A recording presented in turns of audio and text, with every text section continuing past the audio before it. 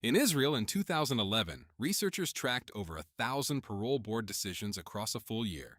They measured every variable they could think of: the severity of the crime, the length of the sentence already served, the prisoner's background. None of it predicted the outcome as reliably as one thing: how many hours had passed since the judge last ate. Appear before the board right after their lunch break, and you had a 65% chance of walking out. Appear just before the next break, and that number collapsed towards zero. The judges were not corrupt. They were not cruel. They were humans, and their biology was running the session. This is not an isolated finding. It is a pattern.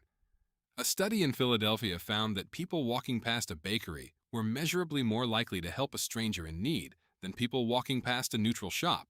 The smell of fresh bread had adjusted their willingness to be decent to another person without anyone noticing.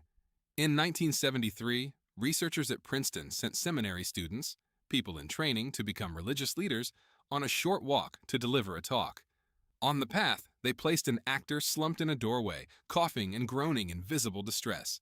Some of the students were told they had plenty of time. Others were told they were running late. That was the only variable. Among those told they were in no hurry, nearly two-thirds stopped to help. Among those told they were late, fewer than 1 in 10 did. Several walked directly over the distressed figure. Some of them were carrying notes for a talk on the parable of the Good Samaritan. Time pressure did not reveal their character. It determined their behavior. Thinking about compassion changed nothing. The situation changed everything. Robert Sapolsky, a Stanford neuroscientist and primatologist, spent decades documenting this pattern and arrived at a conclusion that most people find deeply uncomfortable. Every behavior, he argues, is the product of the biology happening in your brain and body in the second before you act. That biology is shaped by what happened an hour ago, a year ago, a decade ago, by your stress levels this morning, your sleep last night, your cortisol from a childhood you did not choose, your genes, your fetal environment, the culture that built the lens through which you process everything that enters your field of experience. There is no moment, Sapolsky says, where you step outside this chain and freely choose. The chain is you. This is not a comfortable argument, but it becomes harder to dismiss once you notice what is already happening in criminal courts. For most of human history, a person who did something terrible was considered guilty.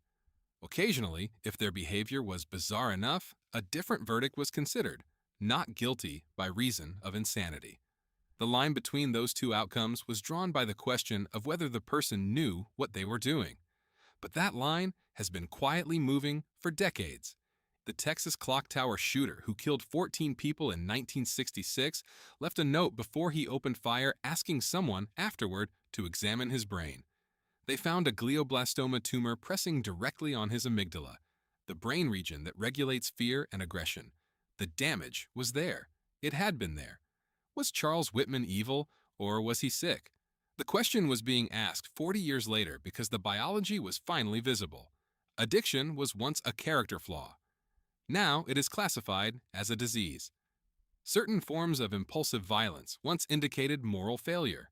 Now they indicate traumatic brain injury, or a prefrontal cortex that was never adequately developed, or an amygdala running at chronic overdrive from an early life of threat.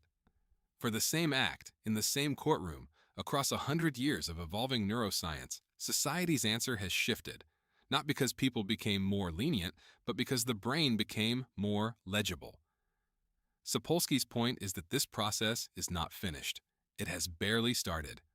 100 years from now, what we are currently calling evil choice will likely be understood as biology we had not yet identified.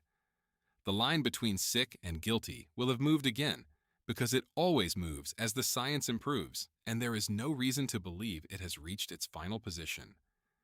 So here is the question the data leaves you with. If the judges' verdicts are a function of when they last ate, what are your judgments a function of? If the seminary students walked past the person in the doorway because of a single sentence about being in a hurry, what are you walking past right now because of forces you cannot currently name? Not a comfortable question, but an honest one.